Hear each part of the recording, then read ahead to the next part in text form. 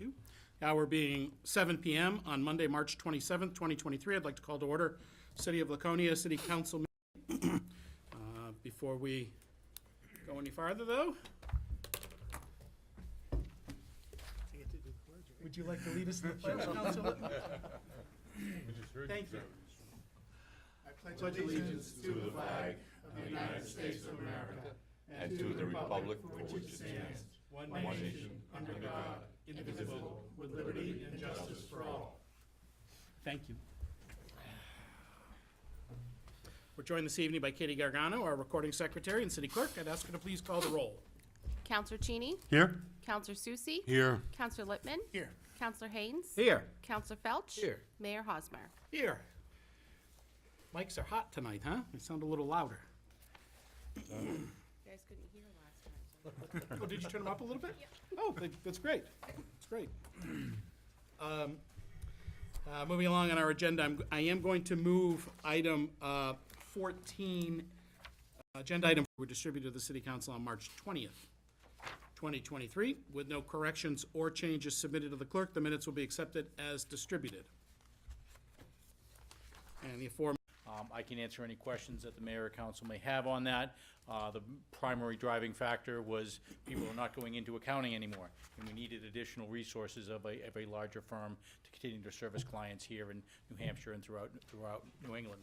With that said, as indicated, I'm going to walk through your June 30, 2022 annual comprehensive financial report. Of your financial statements is written up in the governance letter. With that, I'm going to begin our formal part of our presentation in your annual comprehensive financial report on page 1. It follows all of the Roman numeral pages. It's our independent auditor's report. Again, it's page 1. While the mayor and council turn to that, just a little background information. This is probably the most important communication you'll receive from us tonight is that our audit of your financial statements went very well. What that means is when we came in to audit your books and records, we found them to be in good working order. And as a result of that, we did not need to propose any significant audit entries. That doesn't mean we didn't propose any, but we did not propose any significant ones. I'll talk about some things in the management letter, but overall, we found the books and records to be in good working order. That's one of the required communications we need to make that's also written up in our governance letter. Two more of required communications. When I say required, generally accepted auditing standards require that we communicate this information to you. I'm also required to report that we did not have any disagreements between the city and our firm on how to apply generally accepted accounting principles. And lastly, of the required communications, I am required to discuss with you and inform you that there are some significant estimates in your financial statements, the largest of which are your net pension liability and your net OPEB liability. I'll touch quickly on those when we get into the long-term perspective financial statements. Other estimates include the estimated useful life of your capital assets and your estimated allowance for uncollectible receivables. We've looked at all the assumptions behind the estimates, and we find them to be very normal and customary. Certainly when it comes to pension and OPEB, they are essentially the same estimates that are used by every government here in the state of New Hampshire. With that, finishing up the required communication, I'm going to go back to page 1. Again, it's our independent auditor's report. If you've looked at this before, this opinion looks very different, but it says the exact same thing it's always said, which is based on the audit that we performed in accordance with the standards outlined here. In our opinion, your financial statements are materially fairly presented in accordance with generally accepted accounting principles. It looks different because our standards change each year. You know, last year it would tell you what we did for procedures at the top, and at the bottom it would give you our opinion. Now they simply put the opinion at the top. It's a little bit more complicated than that, but I like to describe things as simply as I possibly can. So it's a good opinion. It's what is known as an unmodified or a clean audit opinion. Again, it means that in our opinion, based on the auditing standards that we've applied, your financial statements are materially fairly presented in accordance with generally accepted accounting principles. Following the independent auditor's report is your management's discussion and analysis. That goes on for pages 4 through 12. A great resource to go back to at a later point in time. I'm not going to specifically talk about it, go back to it at a later point in time to refresh your memories as to why certain key account balances may have changed. With that, I'm gonna hop all the way over to page 13. Page 13 and 14, I mentioned earlier, these are your financial statements, or the financial statement reporting model for any government is dual perspective. So there's both a long-term perspective and a short-term perspective. Now, the balance sheet you see on page 13 and 14 is the long-term perspective. And what that really means in the key account balances on your long-term perspective balance sheet or statement of net position is over on page 14, and I'm going to focus on that first column of numbers. The first column of numbers being your governmental activities, the middle column, your business-type activities, that is your water and sewer operations. In that first column of numbers, on page 14, about halfway down, you see the account descriptions of your net pension liability with an account balance of just over $47 million. That is Laconia's proportional share of the unfunded liability associated with the New Hampshire retirement system. A year ago, that number was about $67 million, so it's come down substantially. Now, I think it's important to point out to the mayor and council and and others that may be listening, is that liability, it's in your June 30, 22 financial statements, but it's measured as of 6/30/21. So the asset values that are held by the New Hampshire retirement system that help reduce this overall liability were valued as of 6/30/21. What am I getting at? I'm making no projection as to what will happen to this liability based on market results through June 30, 2022. I think it's important to just point that out. Yeah, 1 second, go right ahead, Councilor Whitman. Can you give us the hydraulic of return versus interest rate evaluation in terms of those two for our pension? In terms of the measurement In data. other words, the discount rate for the pension versus the returns, how sensitive is it to each? Because obviously the discount rate's gone up a lot as interest rates have risen. Yeah. That's an excellent question. So I mentioned that the liability, again, it's just over $47 million.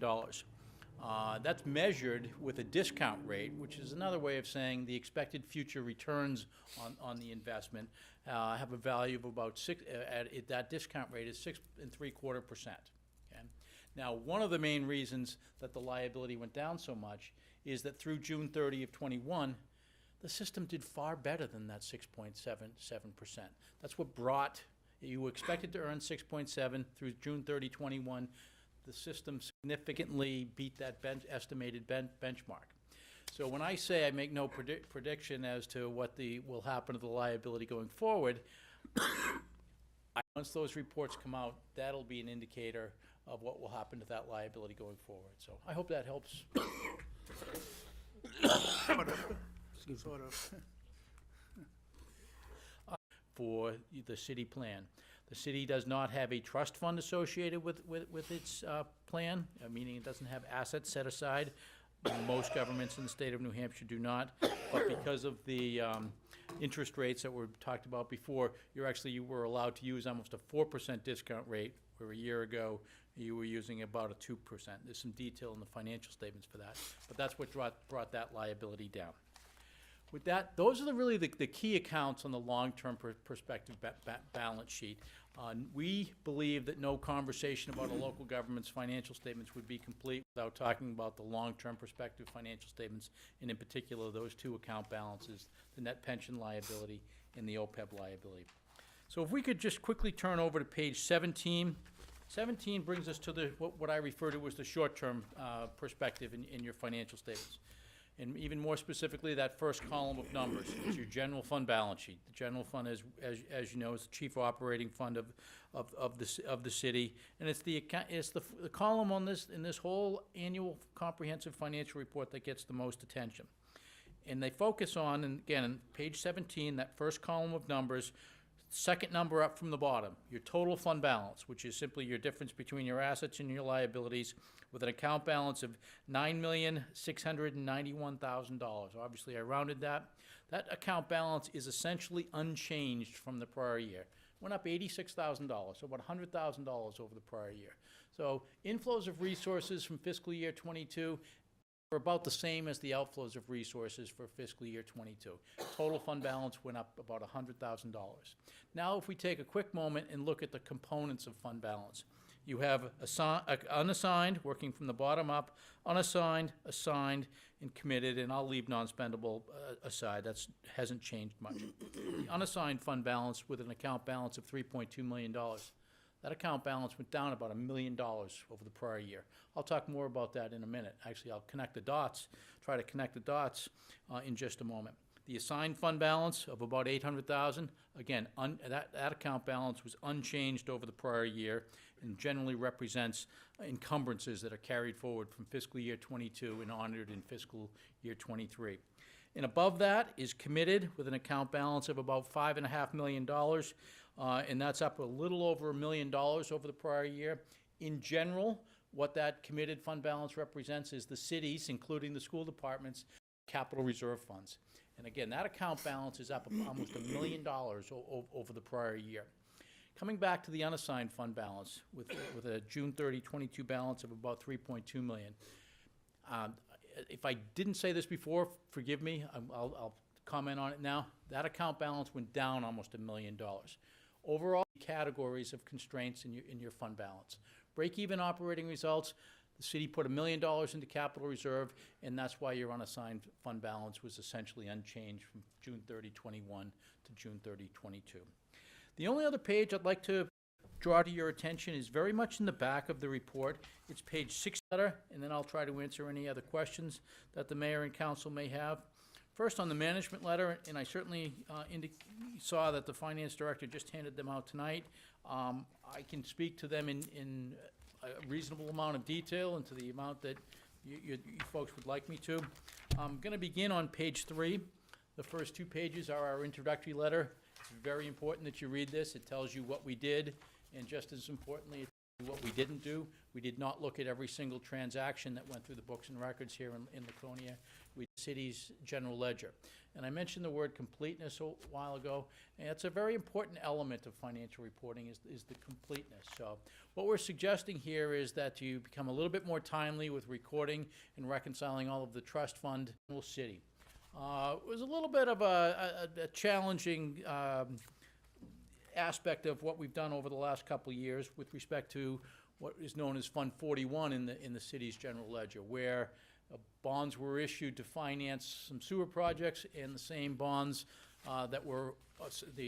bonds were also issued to finance city capital projects that were all accounted for. Len about it a little earlier today. GASB is an acronym for the Governmental Accounting Standards Board. They're the ones who set the rules by which you do your accounting and financial reporting. They have been a very busy body over the last couple of years, and the new standards that are coming out from them have been challenging.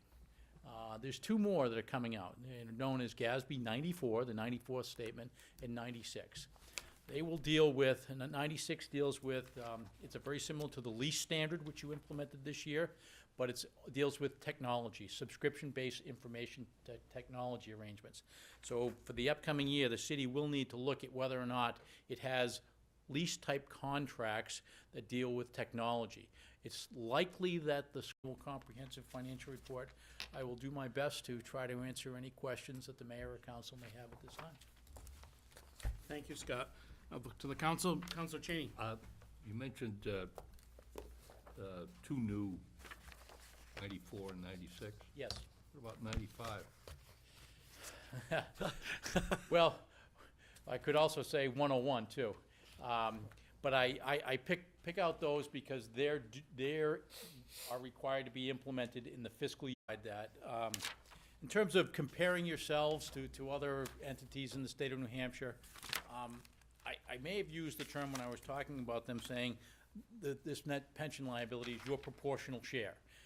So based on contributions from Laconia, employer contributions from Laconia, you were X percent. And if the city of Concord was a different percentage, their liability would be proportional to their contribution percentage.